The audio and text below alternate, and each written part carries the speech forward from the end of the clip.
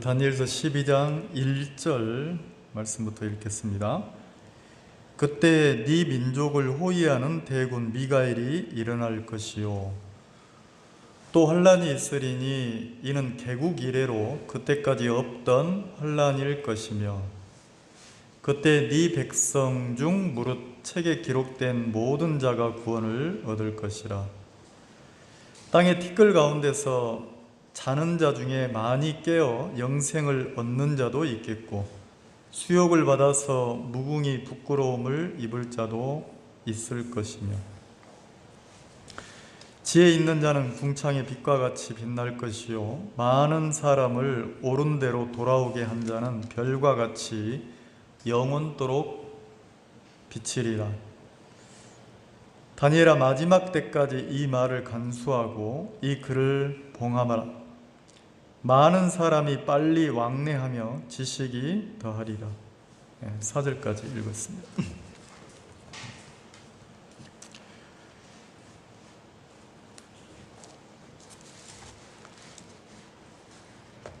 예수님께서 이 땅에 계실 때 이렇게 복음을, 천국 복음이죠. 천국이라는 게 우리가 생각하는 그 세 번째 하늘 천국을 말하는 게 아니고, 예수님이 회개하라 천국이 가까웠느니라 그럴 때는 그 셋째 하늘 천국을 말한 게 아니고 그 천년왕국을 말한 거예요. 예수님이 창조하신 이 땅에서 왕으로 인정받는 나라가 있어요. 예수님은 창조주신데 그 창조주이신 하나님이, 예수님이 이 땅에 육신을 입고 오신 게 예수님이잖아요. 근데 예수님은 이 땅에 오셨는데 창조주신데도 피조물인 우리에게 그 왕으로 대접을 못 받았단 말이에요. 그리고 우리 죄를 담당하셔서 십자가에서 죽으실 때 그 하나님의 백성이라고 하는 선택받은 아브라함의 후손 유대인들에게 팔렸어요. 그리고 유대인들이 죽인 거거든요. 가장 그 사랑을 받고 인정을 받아야 될 자기 나라 백성에게, 자기 자식이죠. 자식에게 버림을 받은 거예요. 그래서 예수님이 마지막에는 진짜 왕으로 인정받는 나라를 1000년 동안 다스리는 거예요. 그게 이제 천년왕국인데, 그러면 예수님이 유대인들 보고 이 땅에 계실 때 회개하라 천국이 가까웠느니라, 이제 그거는 이제 셋째 하늘을 말하는 게 아니라 내가 진정한 메시아로, 내가 너희들의 진정한 왕으로 나라를 다스릴 그 왕국이 가까웠다. 너희들은 돌이켜서 나를 받아들여라, 이 뜻이란 말이에요. 자, 그때 예수님이 많은 사람들에게, 유대인들에게 복음을 전할 때 받아들이지 않는 거예요. 그래서 예수님 마음에 참 안타까웠단 말이에요. 그 부분을, 예수님의 마음을, 이 복음을 전하실 때 그 받아들이지 않는 유대인들을 향해서 굉장히 안타까울 때 그 부분이 기록된 게 이제 마가복음 한번 봅시다. 마가복음 찾아보세요. 다니엘 성경은 바로 돌아올 거니까 접어놓으시고 마가복음 9장을 한번 봅시다.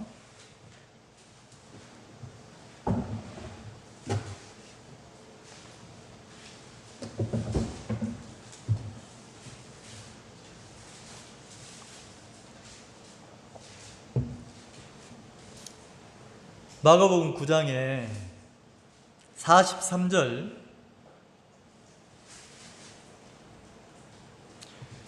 만일 네 손이 너를 범죄케 하거든 찍어버리라.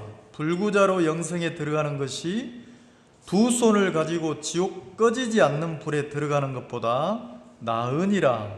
45절, 만일 네 발이 너를 범죄케 하거든 찍어버리라.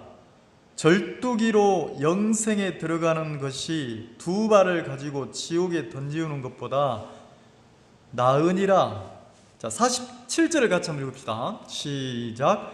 만일 네 눈이 너를 범죄케 하거든 빼어버리라. 한 눈으로 하나님의 나라에 들어가는 것이 두 눈을 가지고 지옥에 던지우는 것보다 나으니라. 48절도 같이 봅시다. 시작. 거기는 구더기도 죽지 않고 불도 꺼지지 아니하니라. 사람마다 불로서 소금치듯 함을 받으리라. 44절에 보면 개역 한글 성경에는 없음이라고 되어 있어요. 그리고 46절도 뭐라고 되어 있냐면 없음이라고 되어 있어요. 근데 요 생략을 해놨단 말이에요. 번역을 해서 기록할 때 생략을 해놨는데 그 생략해놓은 말씀이 뭐냐면 48절이에요.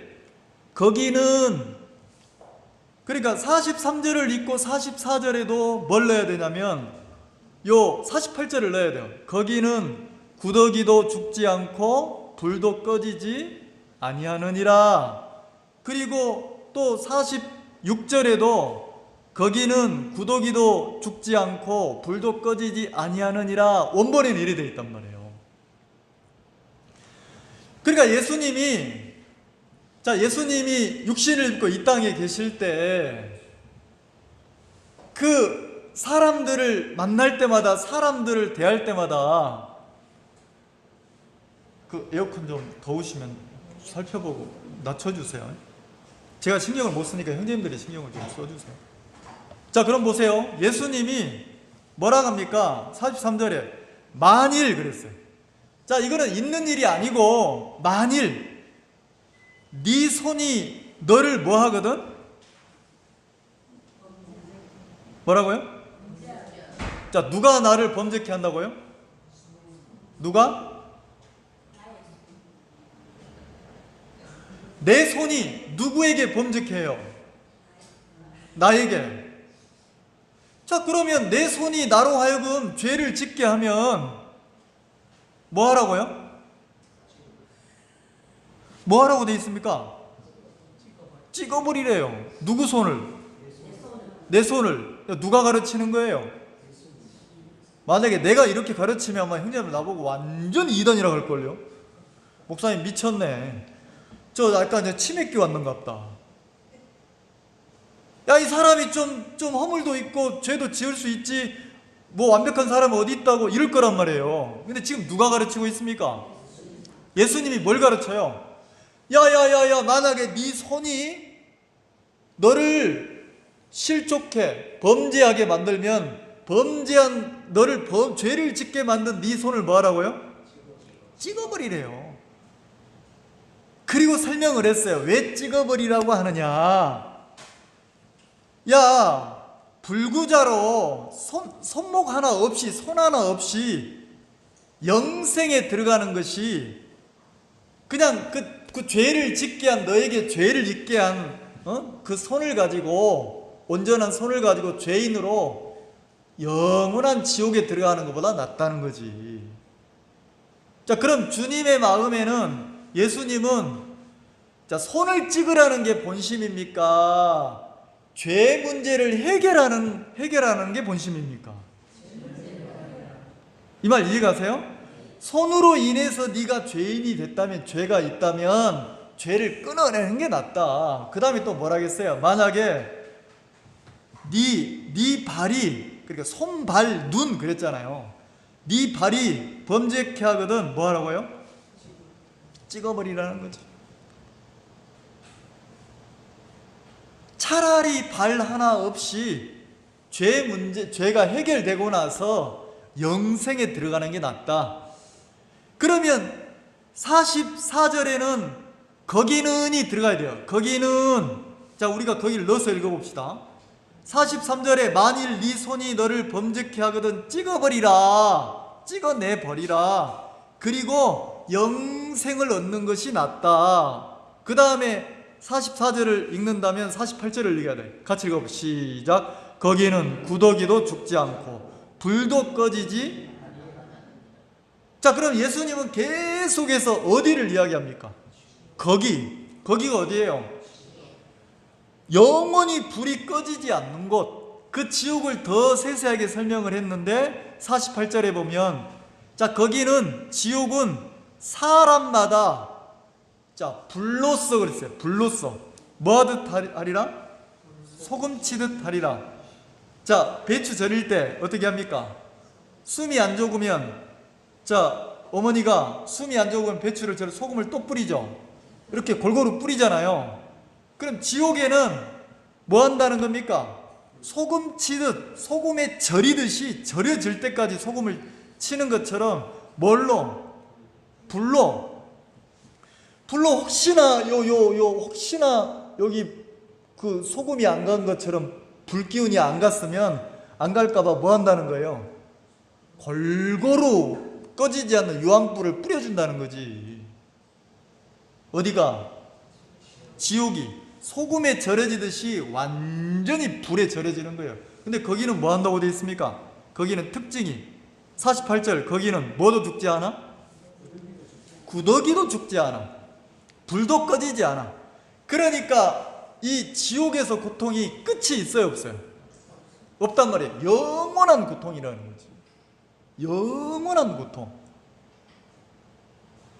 그럼 주님의 마음에는, 자, 예수님은 육신을 입고 이 땅에 오셨는데, 자, 뭐가 보입니까? 사람들을 볼 때마다 뭐가 보여요? 죄 문제가 남아있네. 야, 저 죄가 있네. 자, 저 죄를 가지고 있으면 지금 어디로 가는 거예요? 죄 입고로 어디로 가는 거예요? 그 지옥은 어떤 곳이에요?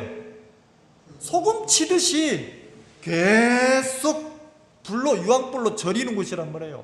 거기는 죽지도 못해. 왜? 죽는 몸이 아니라 영원히 사는 몸이니까.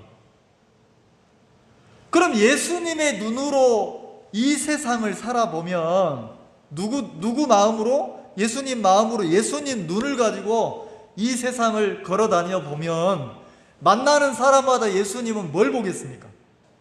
야, 이 사람이 사업을 성공했냐 못했냐, 이 사람이 인물이 막 180 이상 돼 키가 크냐 작냐, 인물이 좋냐 안 좋냐, 성격이 좋냐 나쁘냐. 자, 예수님의 눈에는 그게 보이겠어요? 뭐가 보이겠습니까?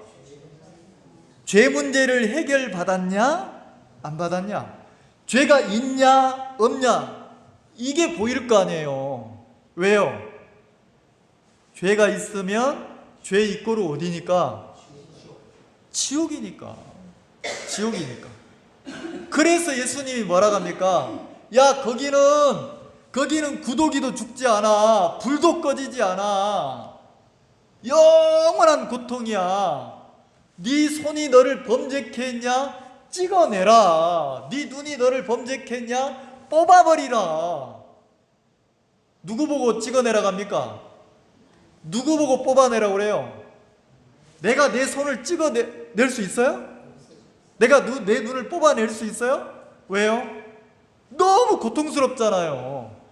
근데 그 고통이 지옥의 고통에 비하면 먼지에 불과하다는 거지. 먼지에 불과하다는 거예요. 내가 생각지도 못하게 어떤 사고를 당해서 내 신체가 일부가 절단될 수가 있단 말이에요. 절단이 아니더라도 언제 보니까 그 부엌에 식사 담은 자매님이 손가락에 밴드 바르고 왔더라고요. 집에서 요리하는 칼로 자기 손가락을, 자기가 이 살을 자른 거예요. 살짝 손만 잘라도 아파요 안 아파요? 아프잖아요. 근데 그 고통은 지옥의 고통에 비하면 뭐라는 겁니까? 애들 말로 세 발의 피라, 세 발의 피. 그래, 예수님은 사람들을 볼 때 뭐가 보입니까? 영원한 고통, 영벌에 들어갈 사람이냐, 영생을 얻는, 이게 보인다는 거죠. 자, 모르면, 안 보이면 고통스러워요? 아픕니까? 모르면 아프지도 않아요. 근데 보이면, 알게 되면 뭐예요? 막 안타까운 거예요. 너무너무 안타깝단 말이에요. 그래서 뭐라 합니까? 예수님은, 야, 너 지금 사업 문제 그거 아니야. 그거 문제 아니야. 뭐 일이 잘 되냐 안 되냐, 뭐 부부관계가 좋냐 안 좋냐, 싸우냐, 야, 지금 그게 문제가 아니야. 너 그 죄 있으면, 너 죄 있는데 뭐 하라고요? 그 죄 문제 너 해결 받아야 돼. 예수님이 그러고 계시잖아요. 자, 그럼 한번 물어봅시다. 만약에 죄의 문제가 정확하게 해결이 안 되면 뭐라고 합니까? 영원한 지옥, 영벌이라는 거지. 근데 죄의 문제가 정확하게 해결을 받았으면 뭡니까? 영생이라는 거지. 자, 그럼 여러분들은 영원한 생명을 얻어서 천국에 갈 수 있습니까? 있어요? 자, 그럼 여러분이 영원한 생명을 얻고 천국 간다는 게 마음에 무엇로 증명할 수 있어요? 자, 이 사람이 영생이냐, 영벌이냐, 천국이냐, 지옥이냐, 뭘로 나눕니까? 착하게 살았느냐, 안 살았느냐, 죄를 지었느냐, 안 지었느냐, 성실하냐, 성실하지 않냐. 자, 그걸 보고 결정합니까?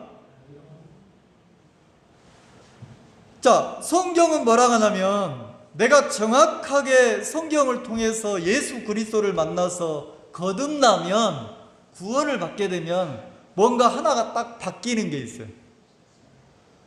마음에 뭐가 하나 딱 바뀌는 게 있어요. 뭐가 바뀌냐면, 내가 정확하게 거듭나서 천국 가는 사람이 되기 전에는 내 마음에 늘 뭐가 중심이냐면 내 마음, 내가 중심이에요. 그래서 천국을 가냐 못 가냐 그러면 내가 죄를 지었느냐 안 지었느냐, 내가 하나님 보실 때 합당한 삶을 살았느냐 못 살았느냐, 전부 다 누구를 중심으로 봤습니까? 나를. 내가 초점이었단 말이에요. 근데 이상하죠? 내가 정확하게 복음을 듣고 거듭나서 천국 가는 사람으로 딱 바뀌면 뭐가 바뀌냐면, 천국 가고 안 가고가, 내가 영원한 생명을 얻고 안 얻고가 내 행위와 내 자신과 아무 상관이 없다는 게 보여지는 거예요. 이 말 이해가세요? 아무 상관이 없다는 거지. 그럼 뭐와 상관이 있습니까? 자, 한번 찾아봅시다. 요한복음 16장 한번 봅시다. 자, 요한복음에서 뭐라고 말했냐면, 자, 봅시다. 요한복음 16장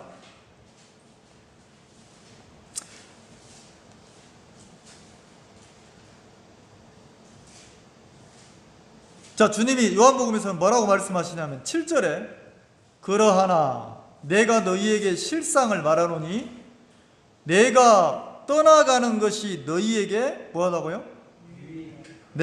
그래, 주님이 가시는 것이 우리에게 유익하다는 거지. 왜? 내가 떠나가지 아니하면 보혜사가 너희에게로 오시지 아니하실 것이요. 내가 떠나가서 보혜사 그를 너희에게 보내리니, 8절 같이 읽읍시다. 시작. 그가 와서 죄에 대하여, 의에 대하여, 심판에 대하여 세상을 뭐하리라? 세상을 심판할 때, 자, 뭐라고 하냐면, 자, 이 세상은 뭐라고 합니까? 이 세상은, 사람들은, 마귀는 나보고 뭐라고 해요? 죄에 대하여 뭐라고 합니까? 자, 내 육은 내 자신에 대해서, 죄에 대해서 뭐라고 그래요? 뭐가 죄라고 합니까? 네가 죄를 지었느냐 안 지었느냐, 죄가 기억이 나느냐 안 나느냐, 양심의 가책이 되느냐 안 되느냐. 만약에 내가 양심의 가책이 오고 죄가 기억이 나고 내가 죄를 지었으면 뭐라고 합니까? 세상은 나를 보고 뭐라고 그래요? 죄가 있다고 그래요? 없다고 그래요? 있다고 하죠. 죄인이라고 하죠. 근데 여기는 뭐라고 하겠습니까? 세상이 나를 보고, 사람들이 나를 보고 평가하는 거 말고 그가 와서요. 그가 누굽니까? 성령이라는 거죠. 그러면 하나님은, 자, 성령이 내게 임하면 내 마음속에 정확하게 하나님이 이야기하신다는 거죠. 죄가 있느냐 없느냐를 평가를 하시는 거예요. 근데 뭐라고 합니까? 그가 와서 죄에 대하여, 의에 대하여, 심판에 대하여, 다시 말해서 영원한 지옥에 갈 거냐, 영원한 생명 천국에 갈 거냐, 이걸 나눠주는데 이 세상 기준이 아니고 하나님의 기준에서 나눈다는 거지. 자, 그럼 오늘은 죄에 대해서만 봅시다. 9절에 죄에 대하여라 함은 그랬어요. 자, 뭐에 대해서요? 죄에 대하여라 함은, 이 말은 네가 죄가 있느냐 없느냐 여기에 대해서 한번 이야기를 해보자는 거죠. 자, 누가 여러분 뭐 물으면 당신 마음에 죄가 있습니까 없습니까 물으면 내가 죄가 있는지 없는지 질문을 받으면 본능적으로 내가 누구를 쳐다봅니까? 내 자신을 쳐다보고 내 삶을 쳐다보고 내 양심을 쳐다보죠. 그리고 뭐라고 대답합니까? 내 양심에서 꺼리낌이 없으면, 내 삶에서 허물이 없으면 나는 뭐하다고 대답을 합니까? 깨끗하다고. 자, 이거는 세상에 속한 사람, 구원받지 않은 사람이에요. 냉정하게 말하면. 근데 구원받고 거듭난 사람은 뭐라고 합니까? 죄에 대한 문제에 대해서 죄에 대하여라 하면 뭐라고 그래요? 자, 성령이 나보고, 하나님의 영이 나보고 죄에 대해서 이야기를 해준단 말이에요. 정확하게 뭐라고? 9절 죄에 대하여라 하면 너희가 나를 뭐하며? 내가 죄를 지었냐 안 지었냐, 죄가 기억이 나냐 안 나냐, 양심에 가책이 되냐 안 되냐, 이게 죄가 아니고 무엇을 보고 죄라고 합니까? 너희가 마음에서부터 누구를 믿지 않는 게 죄라고 그래요. 네, 주님을 믿지 않는 게 그 죄에 대해서. 그러면 주님은 뭐라고 합니까? 내 죄가 어떻게 됐다고 합니까? 네가 나를 믿지 않는다 했으니까 나 누구예요? 예수님이잖아. 그럼 예수님은 우리의 죄 문제를 어떻게 했냐는 거지. 자, 히브리서 9장 한번 봅시다. 히브리서 9장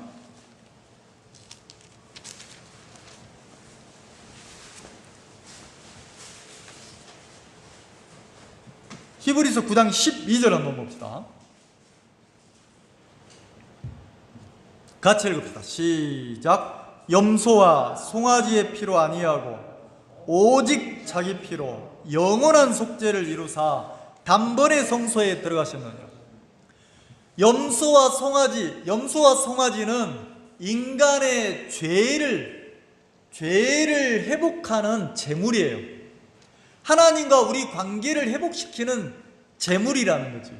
근데 염소나 송아지의 피로 아니하고 그 제물 말고 하나님과 우리 사이의 죄 문제를 해결하는데 염소나 송아지를 쓴 게 아니고, 자, 누구 피를 가지고 우리 죄 문제를 해결했다고 합니까? 예수님 자신의 몸. 그리고 예수님이 제물이 돼서 오직 자기 피로, 왜요? 피 흘림이 없이는 죄가 사해집니까 안 사해집니까? 반드시 우리 인간의 죄가 사해지려면 피가 지불돼야 된다. 피는 생명이에요. 죄의 값은 피로 해결되는데 반드시 생명이 지불돼야 된다는 거지. 근데 여기서 누구 피입니까? 오직 자기 피로 그랬으니까. 자, 예수님이 우리 인간의 죄 때문에 당신이 생명을 들여서 죄값을 완벽하게 치러서 어떻게 했다고 합니까? 영원한 속죄를 뭐 했다고요?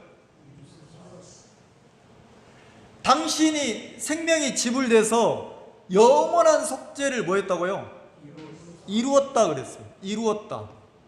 자, 영원한 속죄니까 우리의 모든 죄가 내 과거, 현재, 미래, 우리의 시작부터 끝까지 이 땅의 모든 죄 문제를 예수님의 피가 완벽하게 영원히 죄값을 치르고 죄를 영원한 속죄, 영원히 죄값을 치러지고 죄가 끝났다고 말을 합니까 안 합니까? 하죠? 자, 그러면 죄가 있냐 없냐 물을 때 죄를 지었냐 안 지었냐, 죄가 기억이 나냐 안 나냐, 성실하게 살았느냐 안 이걸 보는 게 아니고 너희가 나를 믿지 아니하며 그랬어요. 자, 예수님을 믿지 않는다는 것은 예수님이 이 땅에 오셔서 사역, 우리의 죄 문제를 십자가에서 당신이, 자, 거기다 한번 찾아봅시다. 베드로전서 2장 한번 봅시다. 그래서 뒤에 베드로전서 2장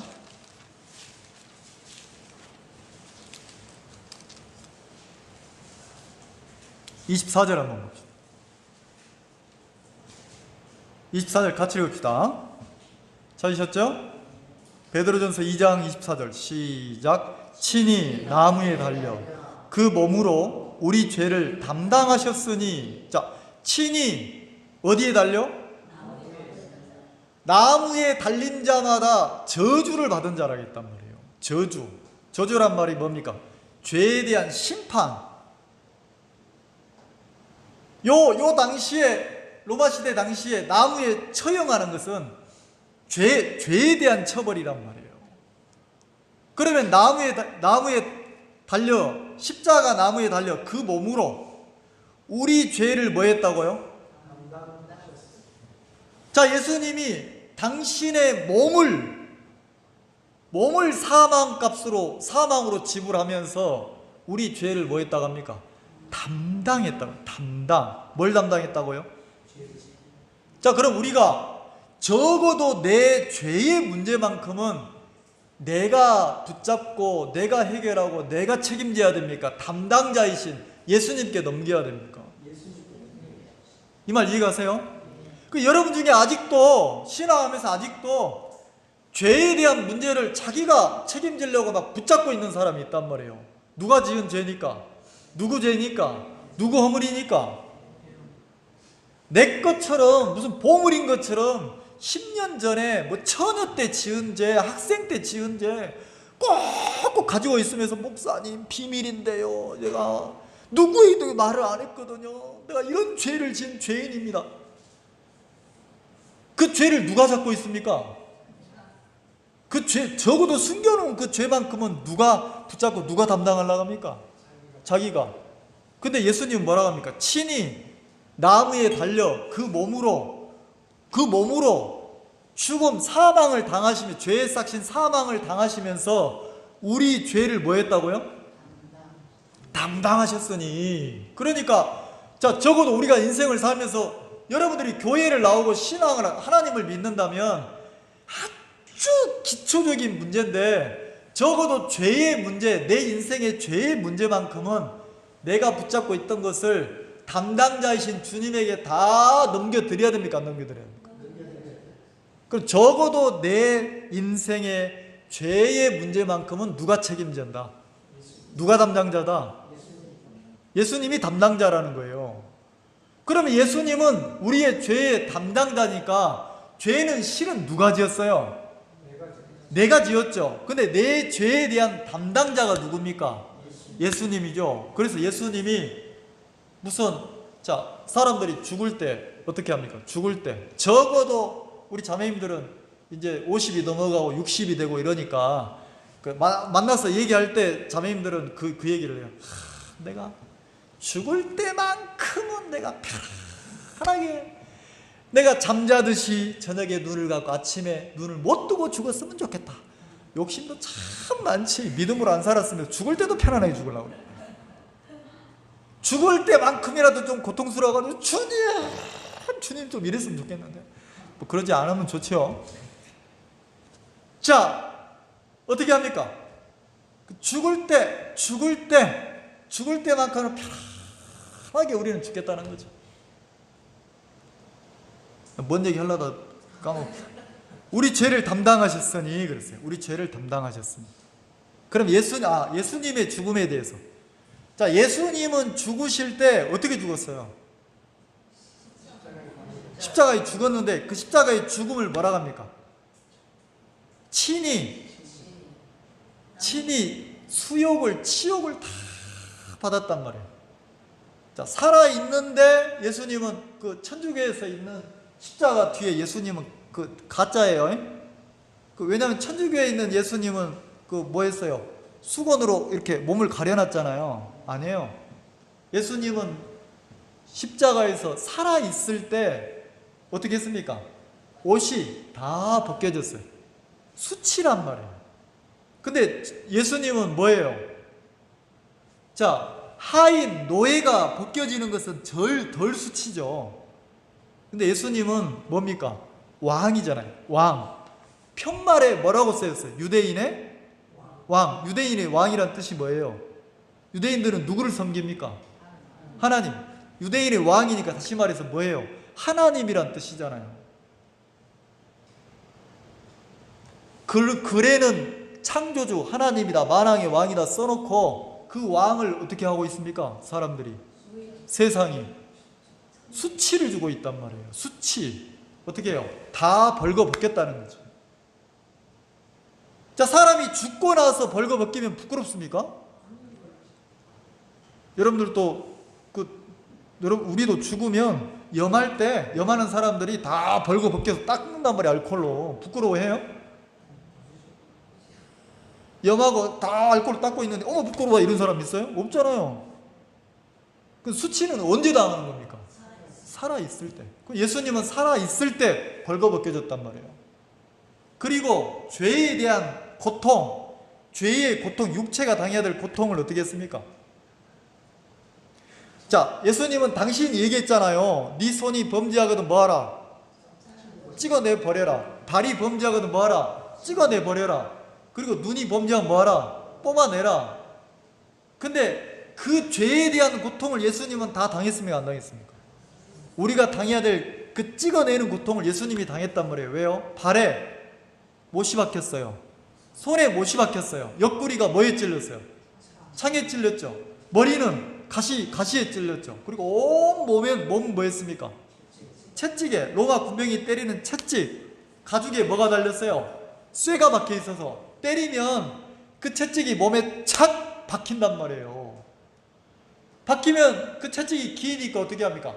착 당기면 살점이 두둑 떨어져 나가는 거예요. 그럼 온몸이 피투성이라는 거죠. 머리부터 발끝까지. 그러면 그 죄에 대한 고통을, 우리가 당해야 될 고통을 누가 당했습니까? 예수님이. 왜 당합니까? 왜 그 수치를 당하고, 왜 죄에 대한 고통을 당하고, 왜 모욕을 당하고, 그리고 뭐라고 합니까? 로마 군인들이 뭐라고 그래요? 머리를 톡톡 치면서, 침뱉으면서 뭐라고 그래요? 네가 유대인의 왕이면 이 자식아 너부터 구원해봐라. 너부터. 너 하나 구원 못하는 것이 무슨 왕이라고 그래, 메시아라고 그래. 뭘 당했어요? 조롱을 당했단 말이에요. 여러분 조롱 당해봤습니까? 조롱 당해봤어요? 차라리 매를 100대 맞는 게 낫지. 마음에 조롱을 당하면 막 고통스러워요, 안 고통스러워요? 너무너무 고통스럽잖아요. 그분은 진짜 왕이신데, 만왕의 왕이신데 우리 죄를 담당하시려고 뭐 했습니까? 조롱을 당했다니까. 네가 왕이면 너도 구원하고 너를 믿는 사람도 구원해봐라. 너 아무 능력 없네. 아무짝에도 쓸모없네. 죄가 있어 죽는 인간이구만. 이렇게 취급을 받았다는 거지. 왜 그런 취급을 받습니까? 딱 이유는 하나예요. 우리 죄를 뭐 했다고요? 담당하시려고 그 치욕과 모욕과 그 고통과 모든 것을 당했다는 거죠. 자, 이렇게 담당하셨어요. 주님 편에서는 담당하셨어요. 이는 그 다음 읽읍시다. 시작. 우리로 시작. 우리로 죄에 대하여 죽고 의에 대하여 살게 하려 그가 채찍에 맞음으로 너희는 나음을 얻었나니. 자, 죄에 대해서 죽고 의에 대해서 살아났습니까? 살아났어요? 자, 그러면 이렇게 주님 우리의 죄에 대해서 완벽하게 해결을 했어요, 안 했어요? 했죠? 자, 그리고 본문을 봅시다. 다니엘서. 다니엘 12장은 다니엘에게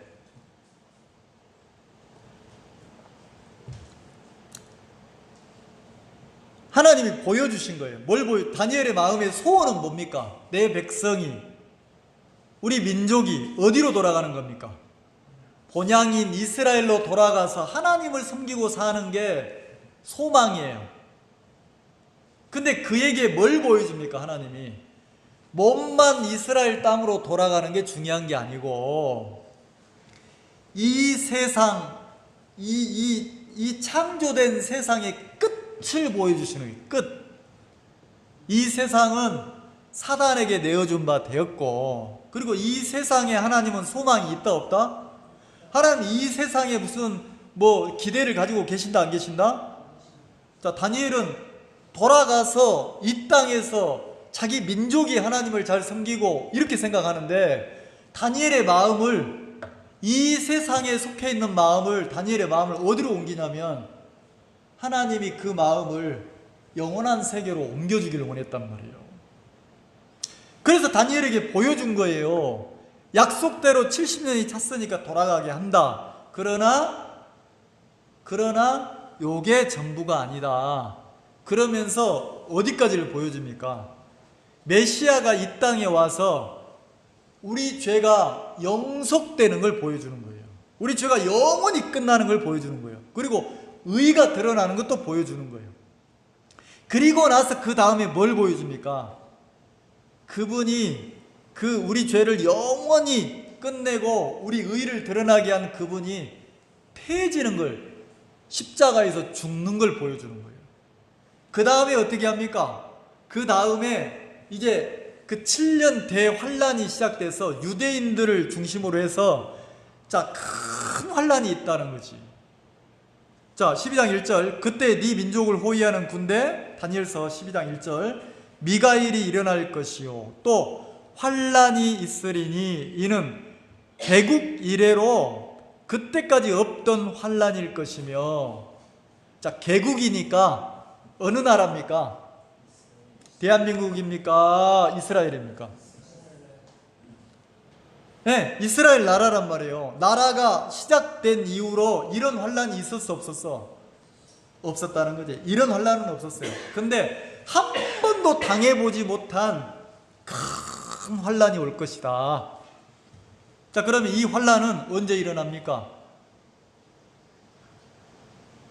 이 환란은 교회에 속한 성도들은 뭐 한 겁니까? 교회에 속한 이 환란이 시작되기 전에 먼저 뭐가 있어요? 휴거가 있잖아요. 부활이. 자, 히브리서 9장 그 뒷부분에 보면 영원한 속죄를 이뤘다고 하고 주님이 뭐라고 합니까? 한 번 죽는 것은 사람에게 정하신 것이요 그 후에는 뭐가 있으리니? 심판이 있으리니. 자, 그러면 이 심판은 모든 사람에게 적용되는 거예요. 심판이 있다는 거죠. 그럼 구원받은 사람도 심판을 받아야 안 받아요? 받습니다. 근데 심판의 종류가 다를 뿐이지. 자, 구원받은 거듭난 그리스도인들은 어떤 심판을 받아요? 자, 한번 봅시다. 고린도전서 15절 15장 한번 봅시다. 부활장이라고 하죠. 부활에 대해서 궁금하시면 고린도전서 15장을 한번 봐보세요.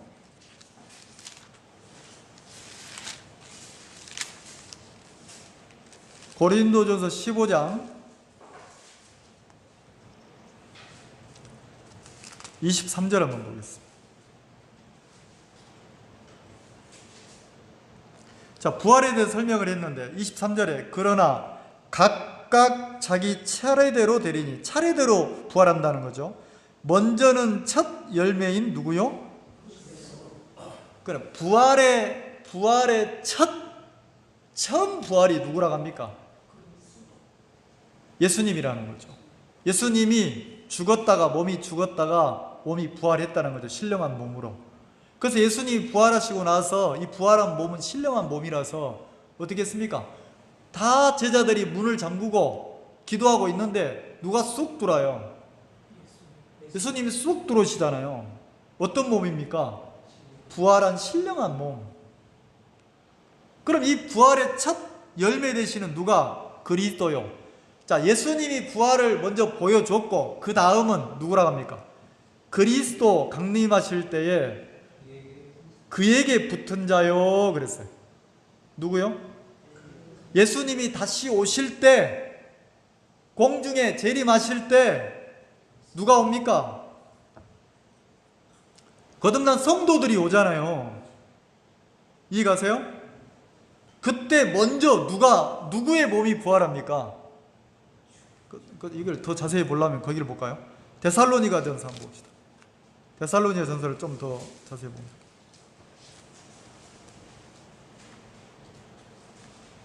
데살로니가전서 4장 한번 봅시다. 그게 더 자세히 볼 것 같아요.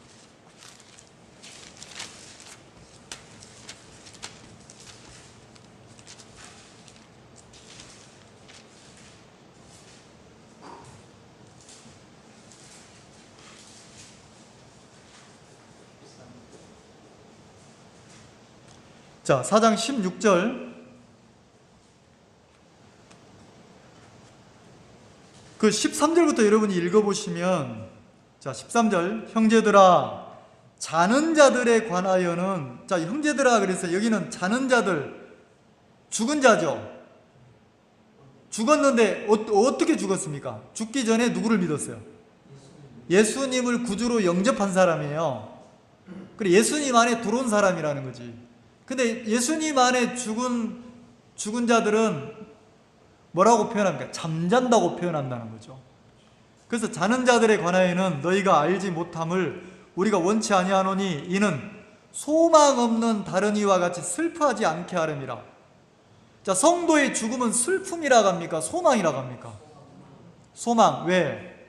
우리의 영혼은 이제 하늘나라 가 있지만 이 혼과 이 영원한 신령한 몸이 만날 때가 있다는 거지. 그래서 뭐라고 합니까? 14절. 우리가 예수의 죽었다가 다시 사심을 믿을지인데, 예수님이 죽었다가 부활한 첫 부활이죠. 부활을 뭐 할 건데? 믿는 것처럼 이와 같이 예수 안에서 자는 자들도 하나님이 저희와 함께 뭐 하리라?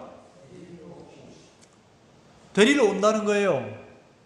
그래서 15절. 우리가 주의 말씀으로 너희에게 이것을 말하노니 주님의 강림하실 때까지 우리 살아남아 있는 자도 자는 자보다 결단코 앞서지 못하리라. 16절. 주께서 호령과 천사장의 소리와 하나님의 나팔로 친히 하늘로 쫓아 강림하시리니. 자, 이거 언제입니까? 7년 환란이 끝나고 나서 7년 환란이 시작되기 전에, 자, 7년 환란이 시작되기 전에 누가 온다는 겁니까? 예수님이 오신다는 거예요. 예수님이 오신다는 거죠. 그러면 예수님이 오실 때 먼저 뭐라고 합니까?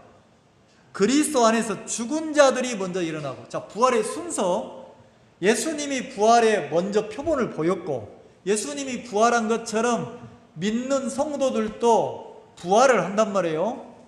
이 말 이해가시죠? 근데 먼저 누가 부활합니까? 누가 부활해요? 그리스도 안에서 잠자는 자들이에요. 어디 안에서? 자, 구약 시대에는 그리스도가 왔어요, 안 왔어요? 안 왔잖아요. 그러니까 교회 시대의 성도들이, 죽은 자들이 먼저 부활하는 거예요. 이 말 이해가시죠? 교회 시대 이해가시죠? 교회 시대 예수님이 십자가에서 우리 죄를 해결하고 돌아가셨잖아요. 그리고 교회가 은혜 시대, 교회 시대, 은혜 시대. 자, 교회 시대 잠든 자 성도들이 먼저 일어난단 말이에요. 그러면 여러분들, 자, 예를 들어서 여러분이 아들이 복음 듣고 구원받았어. 구원받고 먼저 하늘나라 갔어. 그러면 그 몸도 신령한 몸으로 부활할 때가 온다는 거지. 우리 어머니가 돌아가셔서 복음을 듣고 복음을 섬기다 돌아가셨단 말이에요. 그럼 우리 어머니 몸이 신령한 몸으로 뭐 한다고요? 먼저 부활한다는 거지. 그리고 나서 뭐라고 그래요? 먼저 부활하고, 자, 16절. 주께서 호령과 천사장의 소리와 하나님의 나팔로 친히 하늘로 쫓아 강림하니. 주님이 재림하실 때 먼저 그리스도 안에서 죽은 자들이 먼저 일어나고, 그 다음 17절. 그 후에 우리 살아남은 자도 뭐하리라? 만약에 오늘 저녁에 지금 우리가 말씀 듣고 있는데 지금 이 순간에 주님이 나팔 소리가 들리더니 주님이 이 땅에 오신다. 그럼 누가 먼저 몸이 신령한 몸으로 부활해요? 네, 예수님을 믿고 죽은 교회 안의 성도들이 먼저 부활을 해요. 그 다음에 누구 몸이 바뀝니까? 살아있는 내 몸이 호련히 바뀌어가지고 그들을 뒤따라 부활을 해야 하네. 한단 말이에요. 이해가시죠? 그러면 이제 그 교회 시대가 끝나면, 교회 시대가 시작되기 전에 구약 시대 성도나 교회 시대가 끝나고 나서 환란 때 성도들, 환란 성도들은 언제 부활합니까? 7년 환란이 끝나고 나서 천년왕국이 시작되기 전에 부활을 하는 거예요. 이 말 이해가시죠? 자, 그러니까 부활 그러면 다니엘서 12장은 부활을 가리켰단 말이에요. 부활. 근데 이 부활은 교회 시대 성도 부활을 말하는 게 아니고 다니엘 12장의 부활은 이제 7년 환란이나 구약 성도들의 부활을 기록을 했다는 거죠. 이해가시죠? 그러니까 부활의 첫 열매는 누굽니까? 예수님이죠. 그리고 그 다음에 예수님이 재림하실 때 누가 먼저 부활합니까? 두 번째는. 예, 교회 시대에 제가 복음 전한 형제자들 생각이 난단 말이에요. 그리고 그 사람들 돌아가신 분들 생각이 난단 말이에요. 멀쩡하게 계시다가 암이 찾아와서 복음을 전해서 구원받고 화장터에 가면 한 줌의 죄로 나와서 내 기억 속에만 있단 말이에요.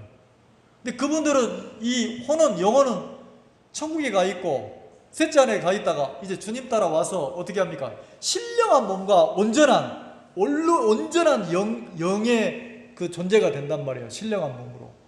그래서 먼저 무덤에 잠들어 있는 성도들의 몸이 신령한 몸으로 부활해서 올라가고 휴거되고, 그 다음에 누구 몸이 변합니까? 그것도 이렇게 말하면 또 그런 분들이 있어요. 나는 지금 이 몸 싫은데, 나는 지금 이 몸 싫고 장동건이 몸으로 부활하면 안 되니까.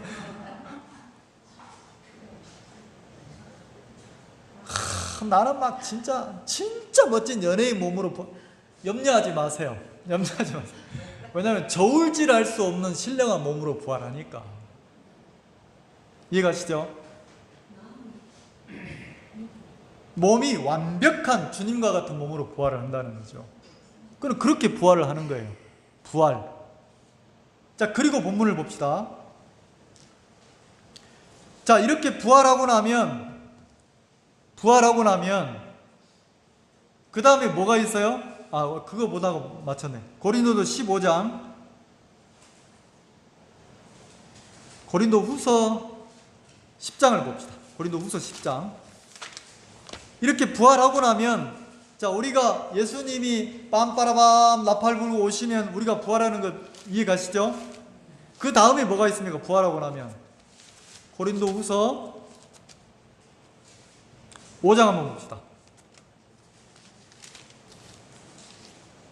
5장 10절.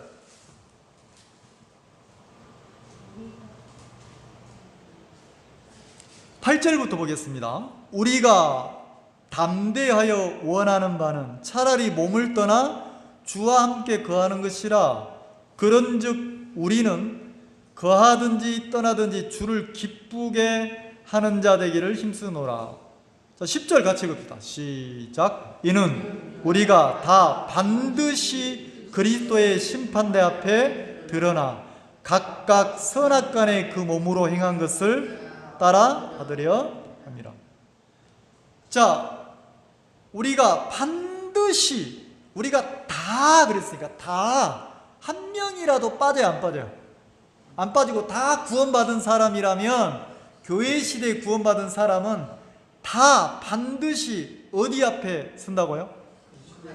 그리스도의 심판대 앞에 서리니 각각 선악간에 그 몸으로 행한 것이니까, 내가 몸을 가지고 신령한 몸을 입기 전에, 휴거되기 전에 내가 몸을 가지고 이 땅에 살면서 살아온 그리스도인의 신앙에 대한 뭘 받는다는 겁니까?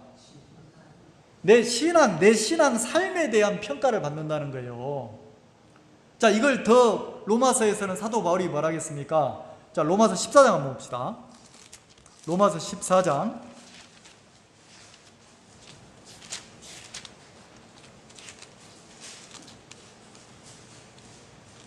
10절.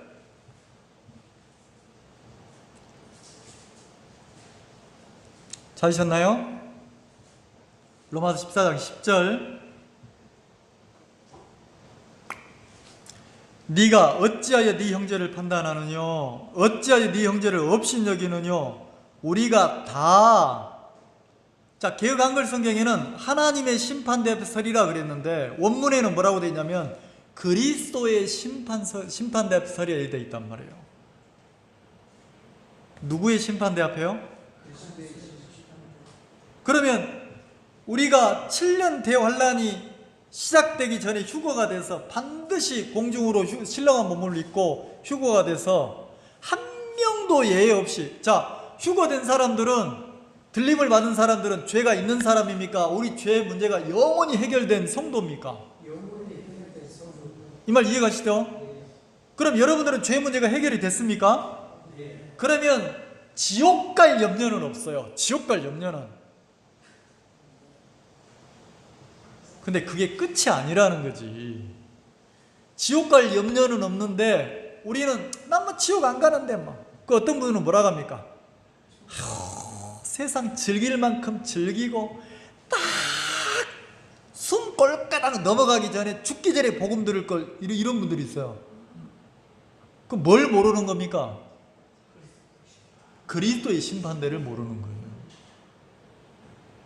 내가 신앙을 내 옆 사람을 위해서 신앙하는 겁니까? 아니잖아요. 소망이란 말이에요. 소망. 자, 이 세상 사람들도, 복음을 모르는 세상 사람들도 하루하루를 뭘로 삽니까? 소망으로 사는 거예요. 어떤 소망? 이 세상에서 조금 더 나아지고, 조금 더 좋아지고, 조금 더 행복해지고, 조금 더 많이 풍족해지고, 자기가 점점점 뭐해지기를, 좋아지기를 소망하고 살잖아요. 그럼 거듭난 성도들은, 그리스도인들은 어떤 소망으로 삽니까? 이 땅에서 좋아지기를 소망으로 삽니까? 그거는 세상 사람이고, 이 땅에서 어떤 모양으로 살든 하나님이 나에게 허락하신 인생을 살면서 마음의 소망은 어디에 두는 겁니까? 하늘에. 그러면 반드시 내가 구원받고 거듭나서 내가 새로운 신령한 몸을 입고 부활할 때까지 내가 시작부터 그 끝까지 내 삶에 대한 심판을 받는다고 돼 있어요, 안 돼 있어요? 돼 있잖아요. 그래서 뭐라고 합니까? 하나님의 심판서, 그리스도 심판서리라 11절 기록되었으되 주께서 가라사대 내가 살았노니 모든 무릎이 내게 꿇을 것이요. 자, 구원받은 성도 한 사람 한 사람, 교회에 속한 성도 한 사람이 예수님의 심판대 앞에 뭐 한다고요? 무릎을 뭐 한다고요? 꿇는다는 거지. 왜? 왕 앞에 꿇는 거예요. 왕 앞에, 판결자 앞에 꿇는다는 거지. 자, 이렇게 무릎을 꿇으면 모든 혀가 하나님께 뭐 하리라? 내가 예수님 앞에 딱 무릎 꿇었어. 그럼 누가 이제 움직이기 시작해요? 내 혓바닥이 주님께 낱낱이 고백하는 거예요. 어떻게 살았다고. 내가 육신을 입고 이 땅에 살 때, 내가 거듭나서 육신을 입고 이 땅에 살 때 어떻게 살았는지를 주님에게 고한다는 거죠. 그러면 다른 성경에는 부끄러운 삶을 살아서 부끄러움을 당하는 사람도 있다는 거죠.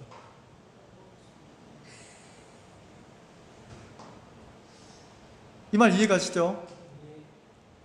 그래서 자, 12절 같이 봅시다. 12절, 14장 12절 시작. 이러므로 우리 각인이 자기 일을 하나님께 뭐 하리라? 직고하리라. 그러면 어떤 사람은, 어떤 그리스도인은 막 후회를 하는 사람도 있을 거라는 거죠. 왜요?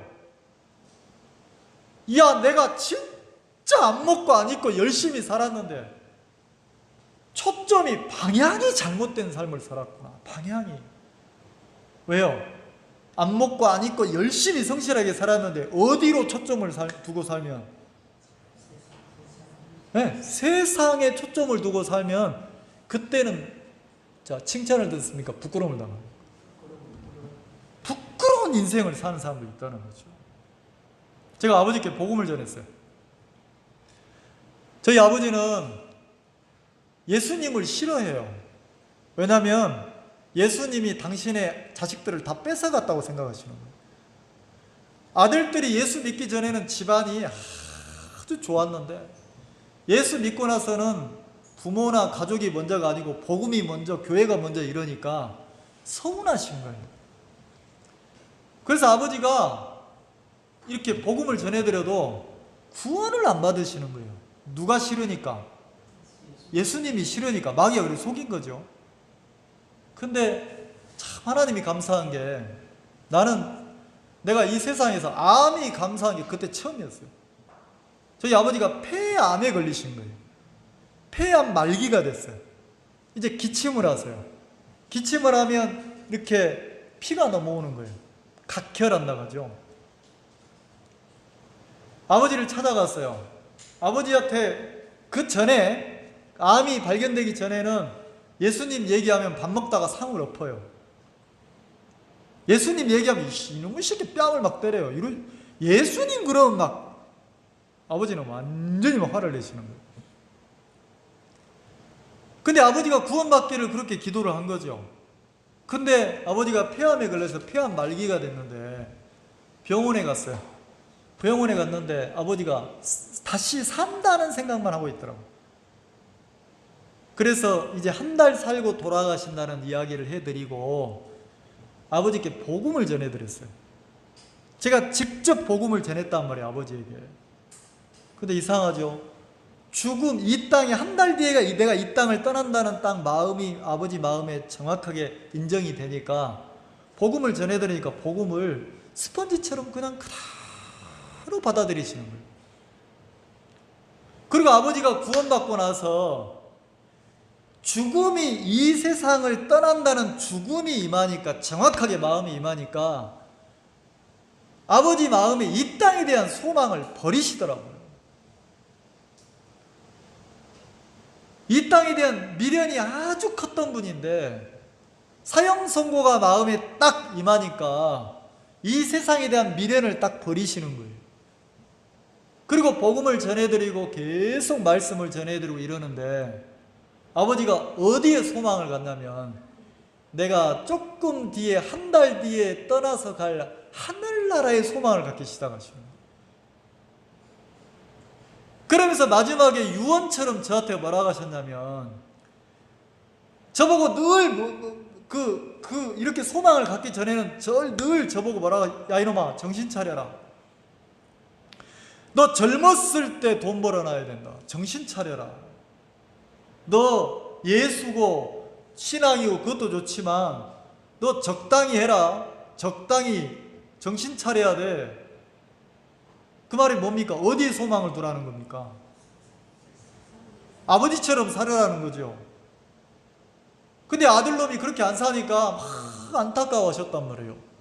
근데 아버지의 마음에 사망이 딱 오니까, 이 땅에 대한 미련이 딱 끝나니까 복음을 듣고 구원받고 나서 아버지가 말씀을 전해드리는, 내가 안 믿겨지는 거예요.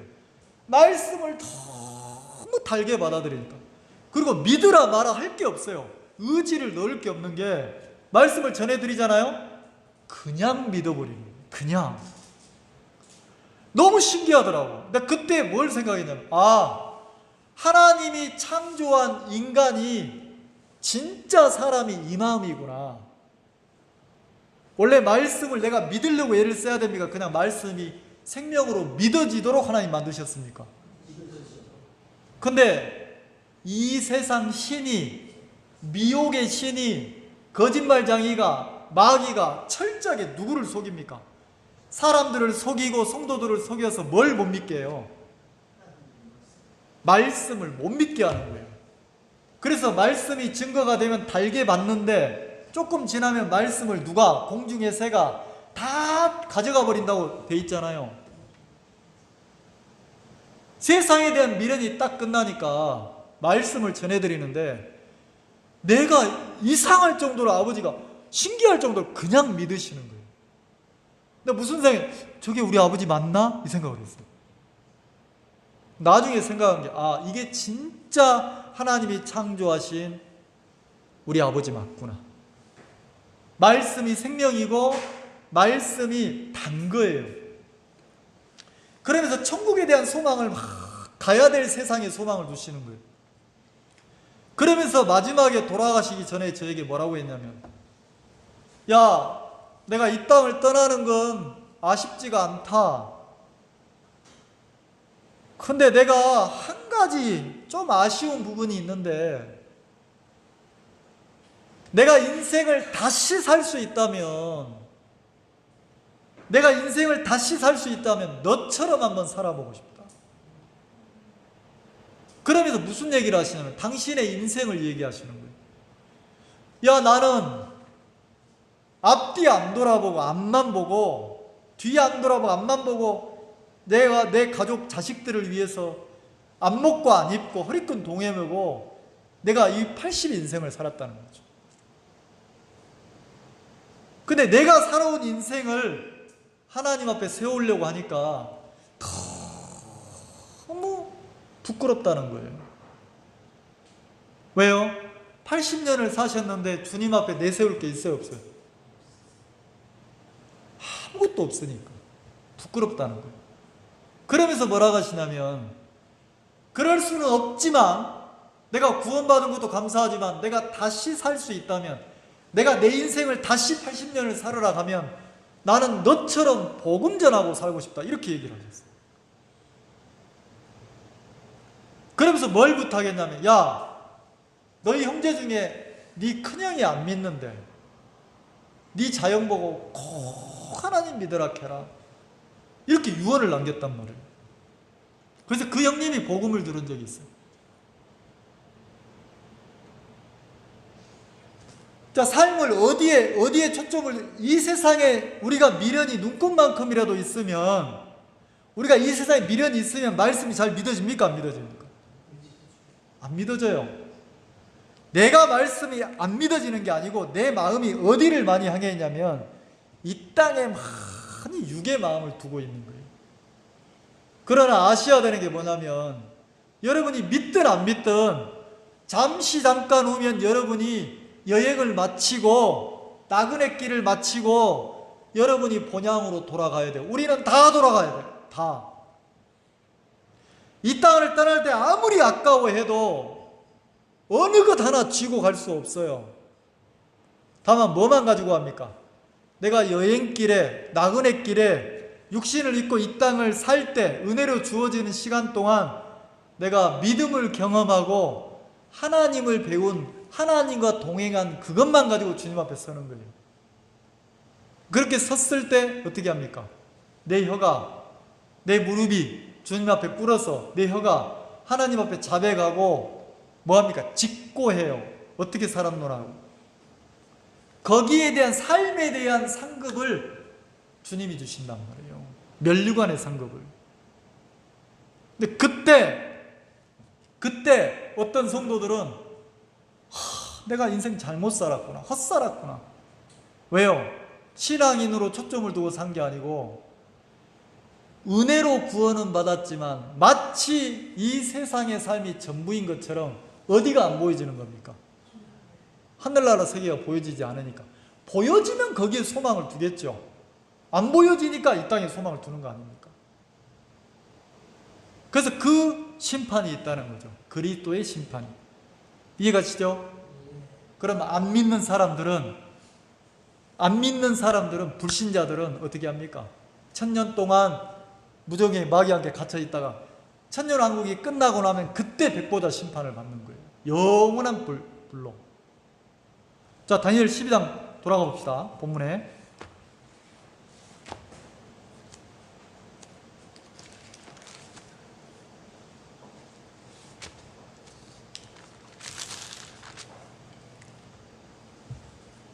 그래서 1절에는 또 환란이 있으리니 이는 개국 이래로 그때까지 없던 환란일 것이며 그때 내 백성 중 무릇 책에 기록된 모든 자가 구원을 얻을 것이라. 자, 요 책에 기록된 요거는 백보다 심판이에요. 우리하고 상관이 있습니까? 없습니까?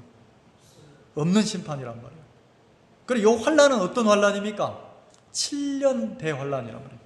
우리가 휴거가 되고 나서 이제 누구를 중심으로 이 세상에 하나님이 일을 하십니까? 이스라엘을 중심으로. 왜? 이스라엘은 하나님이 선택한 민족인데 그들이 그리스도를 버렸습니까? 안 버렸습니까? 버렸죠. 근데 하나님이 그 이스라엘과 약속을 했어요. 그들을 구원하겠다고 약속을 했기 때문에 이제 요 환란 때 어떻게 합니까? 이스라엘 12지파에서 14만 4천 명을 중심으로 해서 복음을 전한단 말이에요. 그래서 많은 유대인들이 구원을 받고 그때 또 이방인들도 구원을 받아요. 이해가시죠? 그때 구원받은 성도들을 뭐라고 합니까? 환란 성도라고 그래요. 환란기 성도. 그 이야기를 기록하고 있는 거예요. 다니엘에게. 하나님 보여주신 거라는 거죠. 그래서 이 환란이 끝나고 나면 어떻게 합니까? 그 환란 성도들이 부활하는 내용을 기록을 했다는 거죠. 그래서 여러분들이 이 다니엘 성경을 통해서 마음의 초점이 내가 죄 사함 받고 거듭나서 구원을 받았다, 여기에만 초점을 두시면 안 되고 모래시계처럼 우리의 시간이, 인생이 가고 있어요. 어떤 사람은 1년 뒤에 이 자리에 없을 사람도 있어요. 2년 뒤에 없을 사람도 있어요. 1년, 2년 차이일 뿐이지 여기 있는 모든 분들은 시간이 흐르면 우리는 다 이 땅을 떠납니다. 아멘 되십니까? 그러면 우리의 삶의 초점이 어디에 두어야 됩니까? 내가 그리스도의 심판대 앞에 설 것을 생각하고 인생을 사시는 거예요. 여기 보면 자 3절, 12장 3절, 이게 이제 주제처럼 제가 드리고 싶었던 말씀인데, 지혜 있는 자는 궁창의 빛과 같이, 궁창이 어디입니까? 하늘이죠. 하늘의 빛과 같이 별처럼 빛난다는 거죠. 누가? 지혜 있는 자가. 지혜 있는 자가 어떤 자라고 말을 했습니까? 하나님의 지혜가 와서 하나님의 마음과 하나님의 눈을 가지고 인생을 사는 사람이란 말이에요. 그래서 다니엘서의 지혜 있는 자는 대표적인 사람이 누구예요? 다니엘이잖아요. 다니엘. 바벨론의 포로로 살았지만 바벨론의 마음을 두고 산 게 아니고 하나님께 마음을 두고 살았잖아요. 이해가시죠? 그 지혜로운 자는 뭐라고 했어요? 궁창의 빛과 같이 뭐 한다고요? 하늘의 별처럼 빛난다는 거예요. 자, 많은 사람을 옳은 대로 돌아오게 한 자는 별과 같이 뭐하리라? 영원토록 빛나리라. 다니엘 12장 3절에 영원토록 빛나리라. 자, 많은 사람을 뭐하게 한 자? 돌아오게 한 자. 인생의 초점을 살면서 어디에 뒀다는 말입니까? 한 생명이 거듭나서 구원받고 하나님의 자녀가 돼서 하늘의 소망을 두고 살 수 있도록 산 사람이 지혜로운 자라는 거죠. 나는 우리 교회 성도들이 이렇게 복음 앞에 초점을 두고, 여러분이 어떤 형편에 살든 복음 앞에 초점을 두고 빛나는 지혜로운 삶을 사시기를 기도한다는 거죠. 기도합시다.